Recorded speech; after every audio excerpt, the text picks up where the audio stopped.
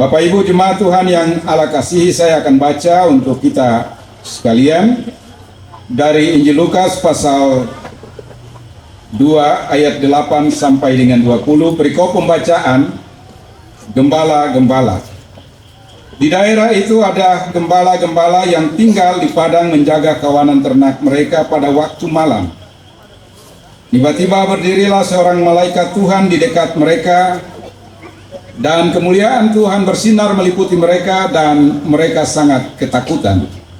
Lalu kata malaikat itu kepada mereka, "Jangan takut, sebab sesungguhnya aku memberitakan kepadamu kesukaan besar untuk seluruh bangsa. Hari ini telah lahir bagimu juru selamat, yaitu Kristus Tuhan di kota Daud. Dan inilah tandanya bagimu, kamu akan menjumpai seorang bayi dibungkus dengan lampin dan terbaring di dalam palungan." Dan tiba-tiba tampaklah bersama-sama dengan malaikat itu sejumlah besar bala tentara surga yang memuji Allah, katanya, "Kemuliaan bagi Allah di tempat yang maha tinggi, dan damai sejahtera di bumi di antara manusia yang berkenan kepadanya." Setelah malaikat-malaikat itu meninggalkan mereka dan kembali ke surga, gembala-gembala itu berkata seorang kepada yang lain, "Marilah kita pergi ke Bethlehem untuk melihat apa yang terjadi di sana, seperti yang diberitahukan Tuhan kepada kita." Lalu mereka cepat-cepat berangkat dan menjumpai Maria dan Yusuf dan bayi itu yang sedang berbaring di dalam palungan. Dan ketika mereka melihatnya, mereka memberitahukan apa yang telah dikatakan kepada mereka tentang anak itu. Dan semua orang yang mendengarnya heran tentang apa yang dikatakan gembala-gembala itu kepada mereka. Tetapi Maria menyimpan segala perkara itu di dalam hatinya dan merenungkannya. Maka kembalilah gembala-gembala itu sambil memuji dan memuliakan Allah karena segala sesuatu yang mereka dengar dan mereka lihat, semuanya sesuai dengan apa yang telah dikatakan kepada mereka. Demikian jauh pasal pembacaan firman Tuhan.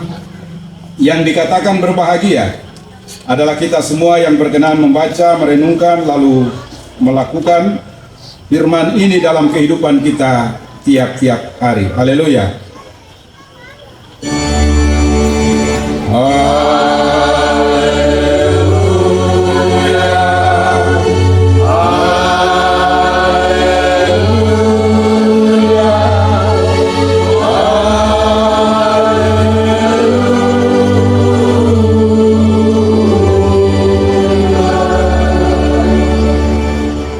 Shalom.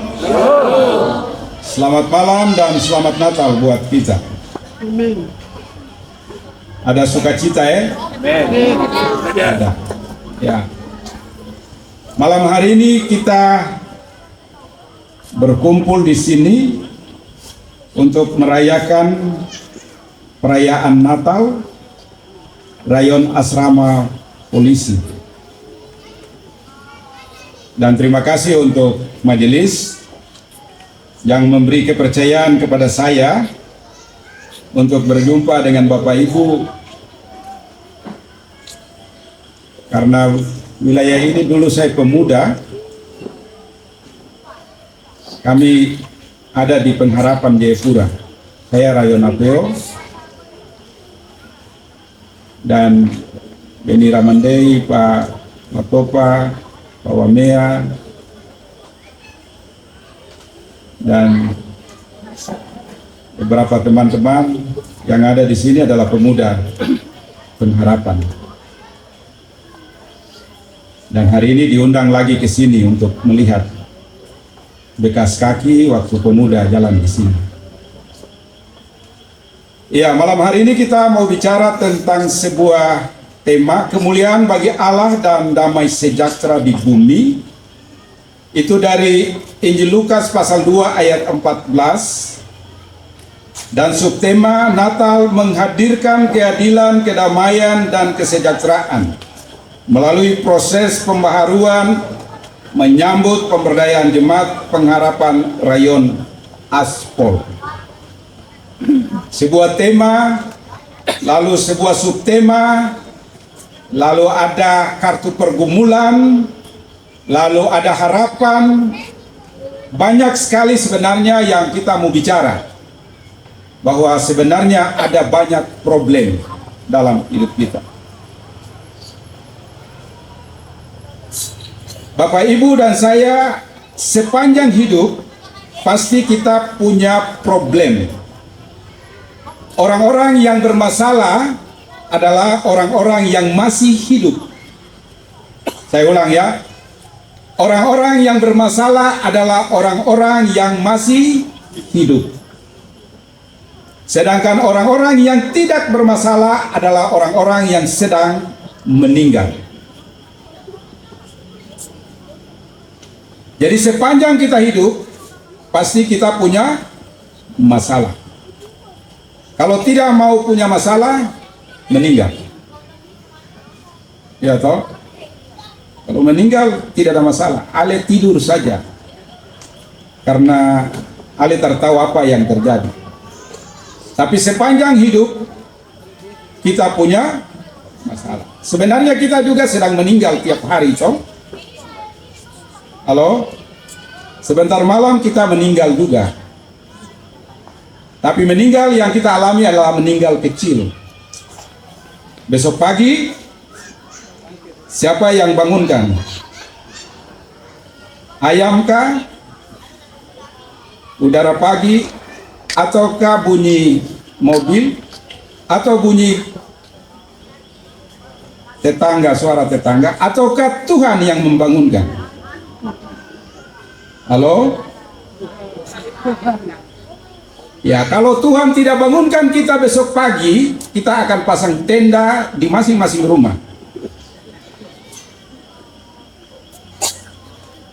Kalau ada 10 orang di dalam rumah, maka ada 10 tenda. Jadi waktu kita tidur, kita bisa bicara sama istri, anak-anak, bapak mau tidur, toh? Tapi pada waktu kita bangun, kita tidak pernah bicara kepada istri dan anak-anak bahwa bapak mau bangun. Tapi yang membangunkan kita adalah Tuhan. Kalau Tuhan terkasih bangun barang 3 hari saja, semua yang datang pendeta tambah dengan kamu, kita tidak bangun 3 hari, selesai. Itu semut sudah datang, lalat-lalat dan lain-lain. Oleh sebab itu hari ini adalah hari ucapan syukur karena Tuhan menjaga kita sepanjang tahun 2023 dan membawa kita sampai dengan hari ini. Itu bukan karena hebat dan gagahnya kita, tapi karena Tuhan. Makan bagus, uang banyak, tidur di tempat bagus, tapi kalau Tuhan cabut nyawa, ale mau bikin apa? Mau bikin apa? Saya punya teman satu bilang begini, Pak Pendeta, dia kaya sekali, dia berobat sampai ke luar negeri, tapi terakhir dia mau meninggal. Dia begini, Pak Pendeta, apa arti kekayaan yang saya miliki? Kekayaan itu tidak bisa menyembuhkan saya, dan saya tunggu kematian itu. Oleh sebab itu, hari ini adalah hari ungkapan syukur untuk pemeliharaan dan kasih sayang Tuhan sepanjang tahun 2023, dan kita merayakan hari kelahiran Yesus Kristus. Natal itu bahasa Latin, itu kelahiran. Jadi tidak bisa bilang putra Natal, tidak bisa. Putra tidak punya Natal. Jadi hanya ada putra Allah. Jelas ya? Ya. Oleh sebab itu kita mengucap syukur, kita bikin Natal. Jadi kalau ada di dalam rumah belum keluar, keluarlah, ada makanan banyak, masih kita makan. Hari ungkapan syukur kegembiraan karena Kristus telah datang, dan Kristus telah bersama-sama dengan kita dalam berbagai pergumulan masalah yang kita hadapi. Tadi itu kalau kita baca masalah cukup banyak, bro. Tapi ketika kita sudah bakar masalah itu, berarti sudah selesai, kok. Halo? Bakar berarti sudah selesai, metanoia. Bertobat, berhenti, tidak kembali ke situ. Subakar tadi ingat toh, yang tulis, jangan tulis baru lupa lagi. Saya pun masalah ini saya sudah bakar. Besok tanggal 1 Januari, Mama jangan bicara masalah itu. Kita sudah bakar kemarin, pendeta sudah bicara. Tidak usah kasih timbul lagi. Subakar toh? Bakar itu berarti serahkan untuk Tuhan. Lalu ada kartu harapan. Harapan ini supaya Tuhan bersama kita. Ada visi pribadi kita untuk sebuah masa depan untuk keluarga kita. Ada visi pribadi atau tidak? Halo? Harus setiap orang punya visi pribadi. Harus ada visi keluarga. Harus ada visi rayon. Visi saya apa? Menjadi pemuda di asrama polisi yang hebat dan bisa menolong orang lain. Itu visi saya. Bukan menjadi visi menjadi pemuda yang bikin kecewa orang di asrama polisi. Itu bukan visi. Jadi setiap orang punya harapan, punya visi, punya cita-cita, dan telah ditulis dan diterbangkan. Tadi Bapak Pendeta bilang di dalam nama Bapa, Anak, dan Roh Kudus. 3 nama itu punya kuasa loh. Itu bukan nama sebarang-sebarang, bukan nama kacang-kacang. Itu nama punya otoritas dan kuasa. Sudah diterbangkan. Itu ke atas, nanti Tuhan lihat di atas. Tapi apakah harapan itu kemudian kita tunggu di rumah, duduk tunggu nanti Tuhan kirim satu mobil uang datang, nanti Tuhan kirim semua yang kita minta? Tidak. Bapak Ibu pernah mimpi toh?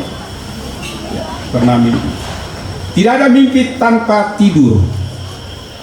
Semua orang bermimpi harus diawali dengan tidur. Tidur dulu baru bisa mimpi. Kalau tidak itu bukan mimpi, itu ale duduk hayal. Jadi kalau kita punya harapan untuk masa depan yang lebih baik, maka kita harus kerja menuju harapan itu. Cita-cita saya besok tahun depan kita bangun rumah toh. Tahun depan kita beli motor. Tahun depan kita anak selesai. Tahun depan kita ini. Itu harapan kita. Dan harapan itu harus didoakan terus-menerus dan kerja menuju harapan itu. Dan pasti Tuhan akan menolong. Kita tidak punya harapan, tera minta sama Tuhan, terus siapa mau tolong kita? Bapak Ibu, di negara ini, negara itu hanya perhatikan 2 hal saja. Orang pintar dan orang kaya. Negara hanya perhatikan 2 itu saja, pintar dan kaya. Bodoh dan miskin itu negara itu. Kalau kau bodoh, nanti kau dapat raskin. Kalau kau miskin, nanti kau digusur. Yang bisa dengar kita, yang dengar orang miskin dan bodoh itu hanya Tuhan Allah. Jadi kalau miskin bodoh baru sembahyang lagi selesai sudah. Negara terlihat, Tuhan terlihat, baru siapa yang lihat kau? Siapa? Tidak ada yang lihat. Oke, Bapak Ibu itu pengantar untuk bakar-bakar. Kita mau bicara tentang teks ini, kemuliaan bagi Allah dan damai sejahtera di bumi. Berita tentang kelahiran Kristus, ada berita yang terjadi dan dibuatkan. Para nabi sudah bicara. Bapak Ibu baca dalam Mika pasal 5 ayat 1 dan 2 bahwa seorang perempuan akan mengandung dan melahirkan dan dilahirkan di Bethlehem. Jadi dia yang lahir itu adalah juru selamat, Mesias, anak Allah. Dia bukan Isa yang lahir di bawah pohon kurma di sebuah kota kecil. Tidak. Kita bukan Isa yang lahir di bawah pohon kurma.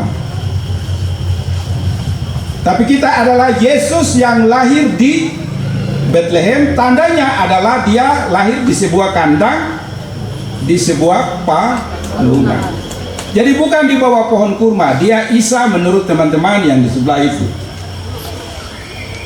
Jadi antara Isa dan Yesus sama. Jangan bilang iyo Isa itu sama dengan Yesus.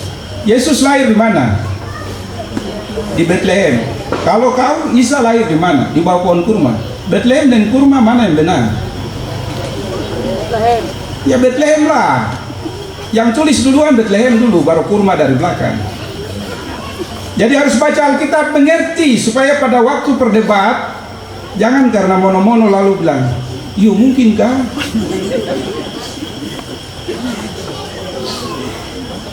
Jadi Yesus yang kita percaya itu lahir di Bethlehem. Bethlehem itu artinya apa?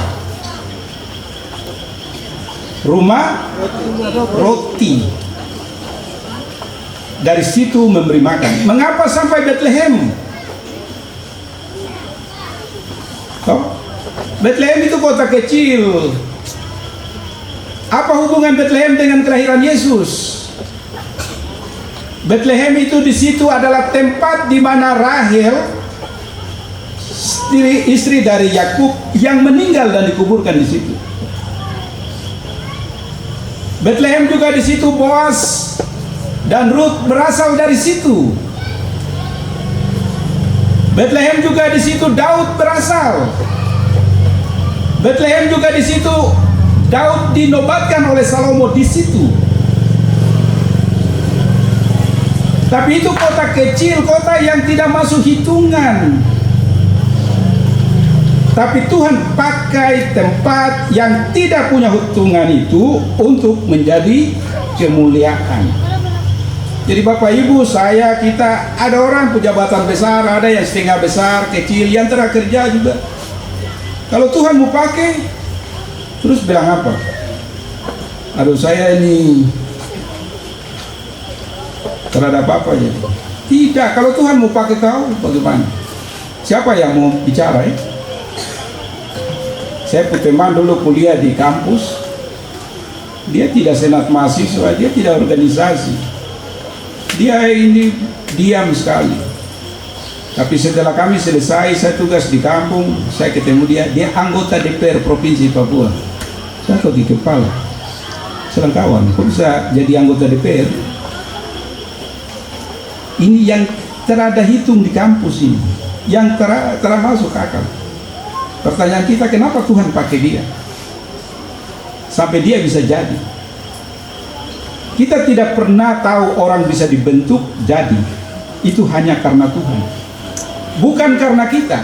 Kadang-kala kita lihat orang itu dari necisnya, toh, dari pakaian hebatnya. Padahal Tuhan lihat hati orang itu. Proses yang tadi kita di kampus anggap dia orang biasa-biasa, Tuhan bentuk dia menjadi anggota DPR. Dia bicara sama saya lancar-lancar sekali, uang banyak. Dia bilang, kawan saya ada uang, saya kasih koka, saya terserah, saya jaga komunikasi. Itu. Jadi mungkin di kompleks ini ada orang yang kita anggap, ini dia terada apa-apa. Termasuk akal, saya tamat, saya kerja, bikin susah keluarga. Tapi kalau Tuhan mau pakai saudara untuk jadi berkat bagi orang lain, berilah dirimu supaya Tuhan membentukmu menjadi pribadi yang dapat menolong orang lain. Bisa ya? Ya, saya harap khotbah ini bukan untuk saya, tapi saya pulang dari sini kami ingat satu kata-kata. Bapak Ibu, oleh sebab itu Yesus itu lahir di Bethlehem, di sebuah kandang, dari seorang laki-laki yang tulus hati. Yusuf itu tulus hati. Dia tidak neko-neko. Kau tanggung jawab untuk Maria. Dia tidak bilang, oh tidak Pak, saya tidak dengan dia, jadi silakan cari lain. Tidak. Tapi sebenarnya Yusuf sedang merenungkan itu, lalu Tuhan bilang, malaikat bilang, ambil dia. Karena anak di dalam kandungan itu dari Roh Kudus, dari Allah. Bisakah Allah beranak? Halo? Bisakah Allah punya anak? Kun fayakum, jadilah. Bisa kok? Bisa. Allah punya anak, bisa. Kenapa kita bilang tidak bisa? Ini yang teman-teman di sebelah, wah masa Allah punya anak? Kan bisa, kun fayakun, jadilah. Pendeta agak sedikit belajar karena ikut berdebat juga ya. Bisa. Allah punya anak. Yohanes pasal 1 ayat 1. Pada mulanya adalah firman, dan firman itu bersama-sama dengan manusia.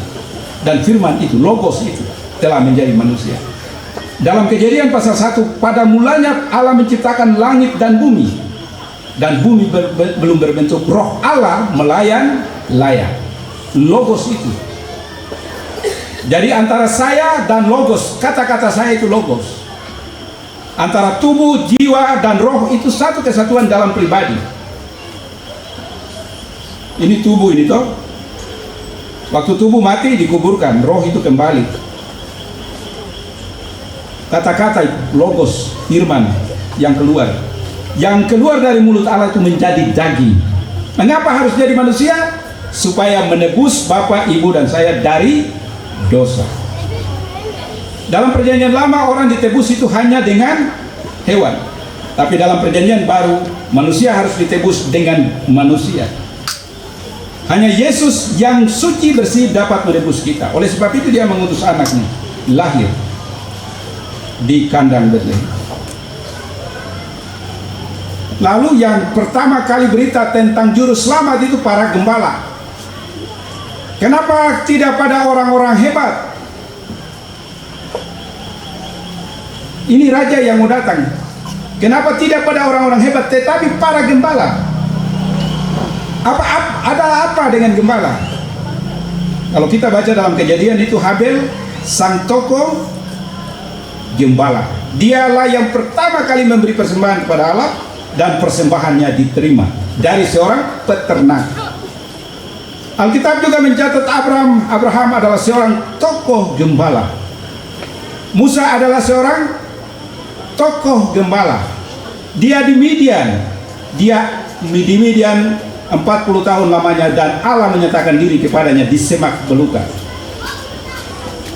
Yakub pergi pada pamannya Laban 7 tahun untuk dapat Rahel dan Lea. Itu 14 tahun dia di situ. Dia seorang gembala.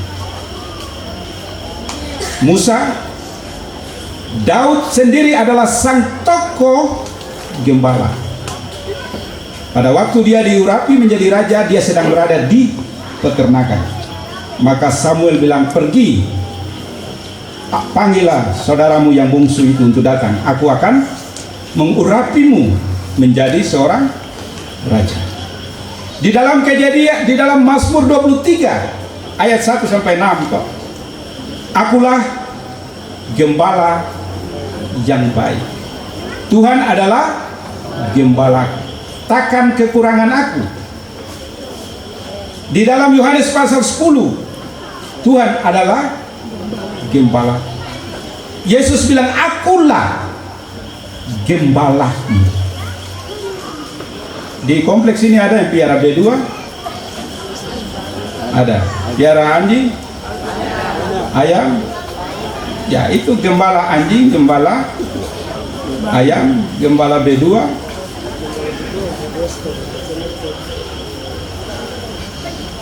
Seorang penggembala itu seorang yang di dalam Alkitab saya cek itu hanya satu orang perempuan yang dipeternakan di kebun, yaitu Ruth dengan Boaz.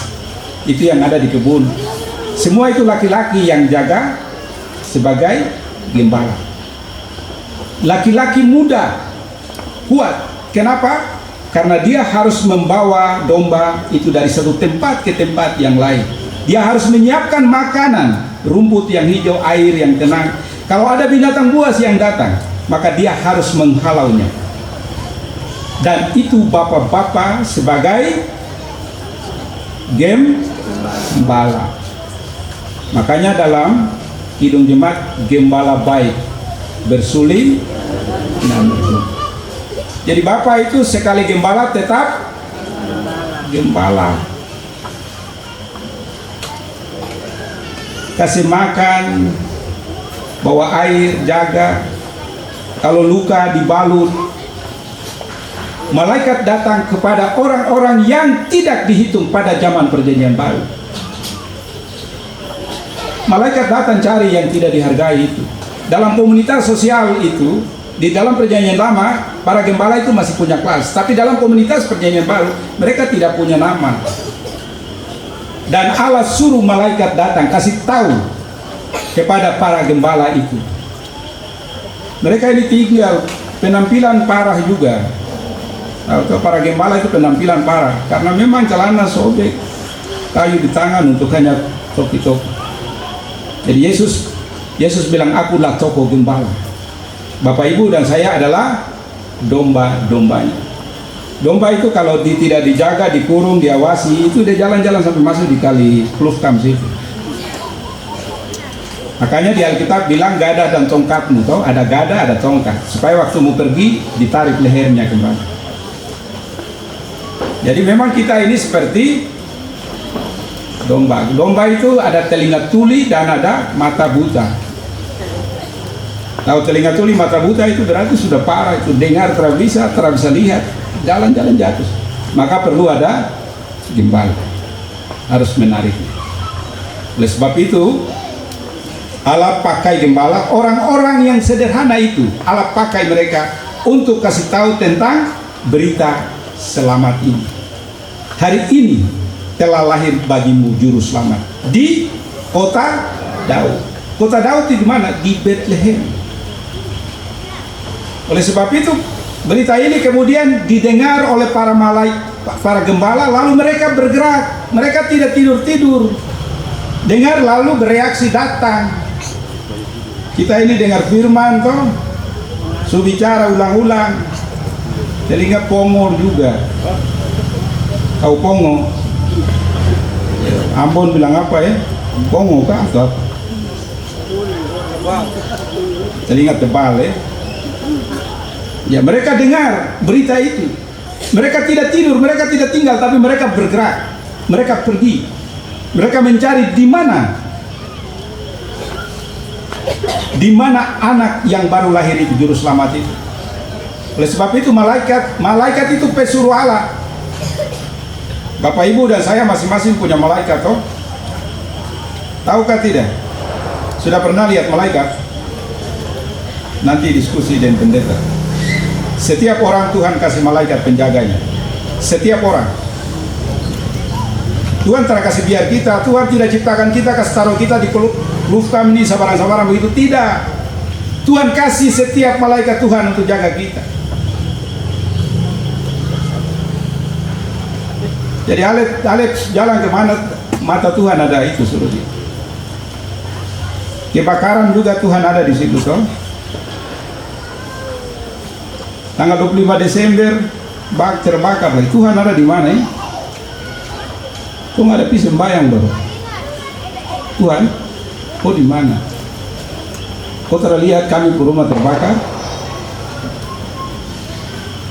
Terada uang untuk kamu bangun lagi. Kok di mana?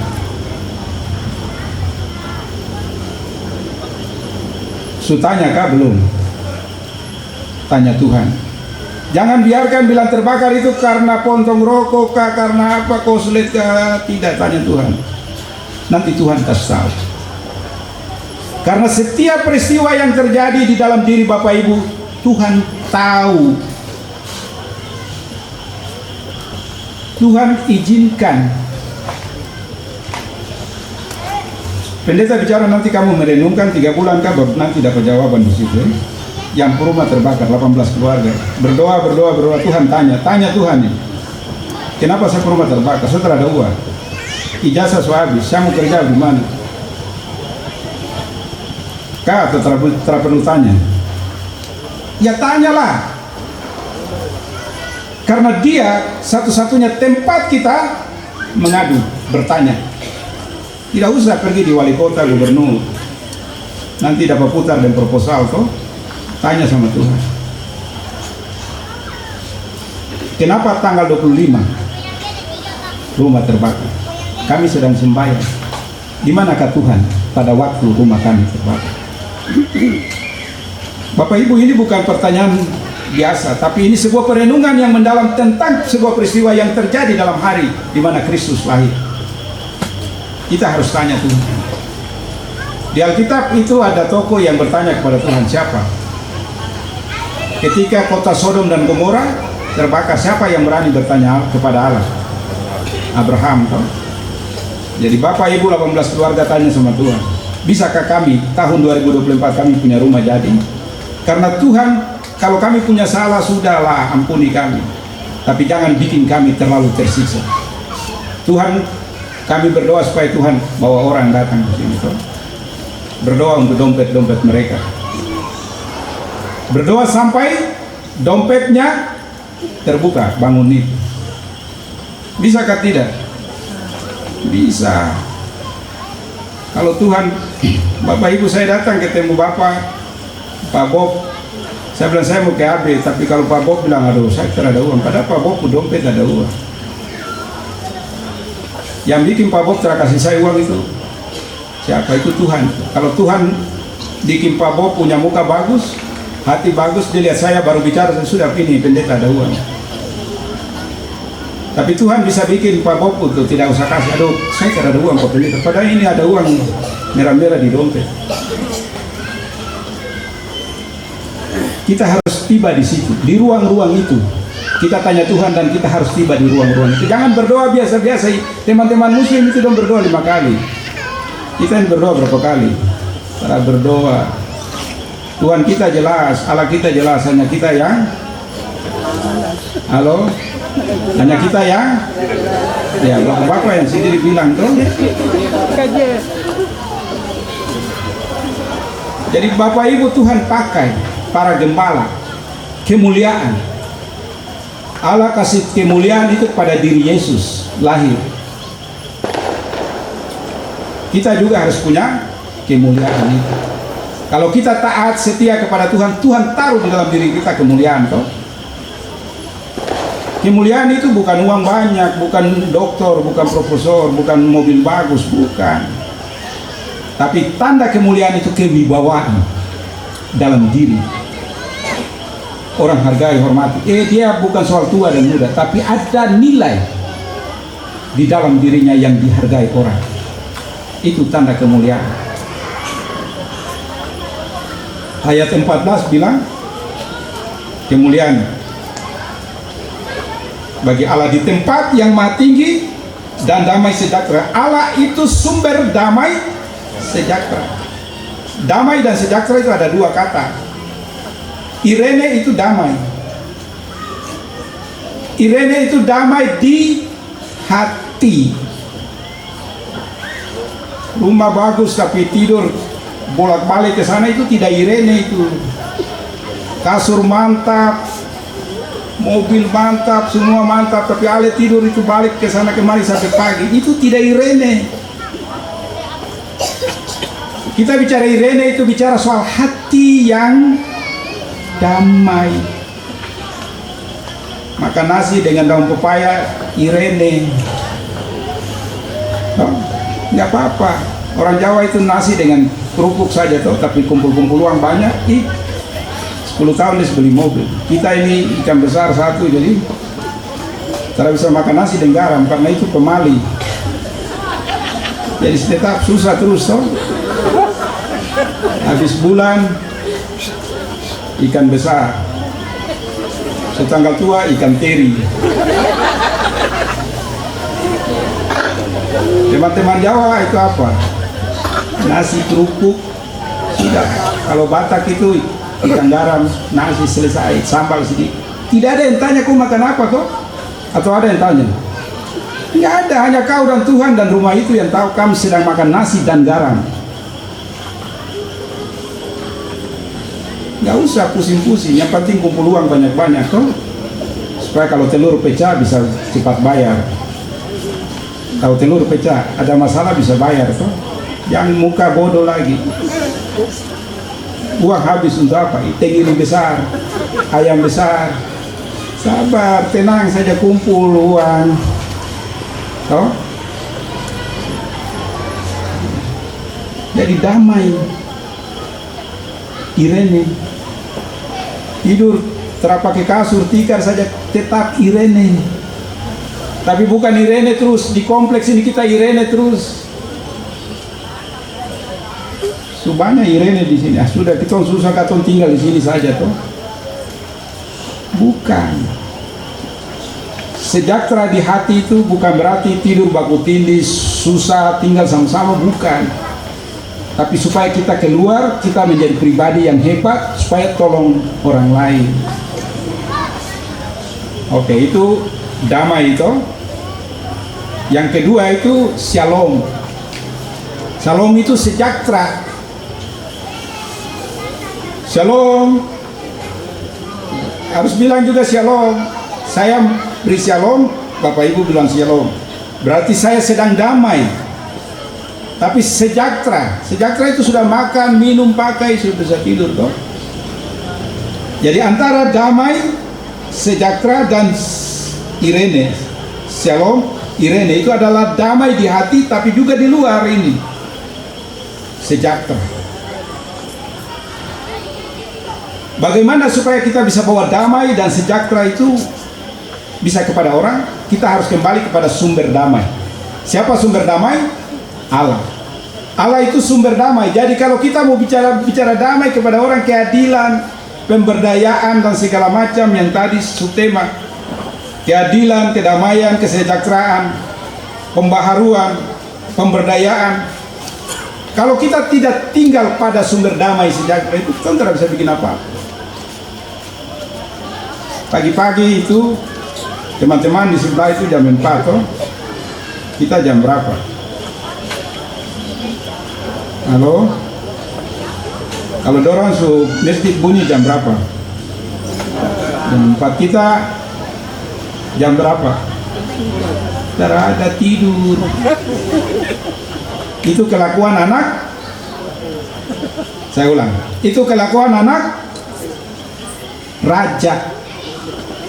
Aku anak raja, kamu juga anak raja, so? Anak raja itu malas sembahyang, malas baca Alkitab. Karena dia anggap bahwa dia anak raja, jadi nggak apa-apa, nggak sembahyang nggak apa-apa, pasti masuk surga.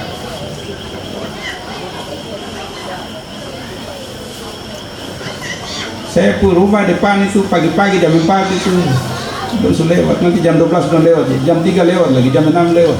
Sekarang kalau PKB rajin begini waktu, luar biasa. Ciri-ciri anak raja itu tidur, orang mau bangun berdoa. Abraham punya anak itu 2 tuh, Ishak dan Ismail. Ishak yang diberkati, Ismail yang diusir tuh. Itulah Ismail. Karena saya anggap bahwa saya ini bukan raja, jadi saya harus rajin sembahyang supaya dikasihi pada Allah tuh. Kita ini anggap anak raja, jadi tidak apa-apa, tidak sembahyang juga tidak apa-apa, tidak baca Alkitab tidak apa-apa, mati juga tetap masuk surga.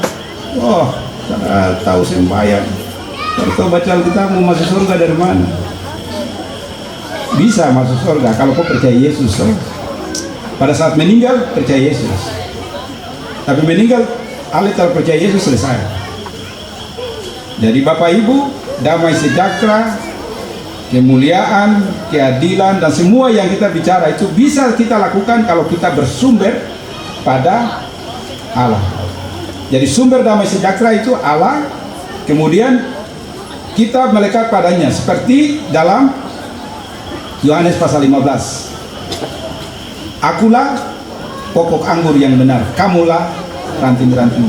Di luar aku kamu tidak dapat berbuat apa-apa. Jadi kita ini harus mau dapat damai sejahtera, kita harus melekat pada Tuhan.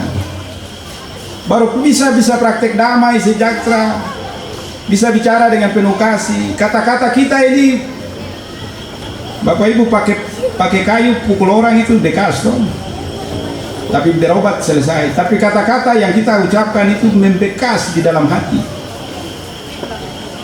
Kata-kata itu lebih kasar daripada rotan.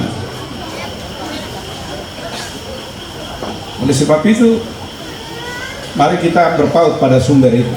Kalau kita berpaut pada sumber damai sejahtera Yesus Kristus, kemudian kepada diri kita, maka kita akan mulai menyatakan damai sejahtera itu mulai dari Yerusalem. Yerusalem itu di mana? Yerusalem itu di dalam pribadimu, dalam rumahmu.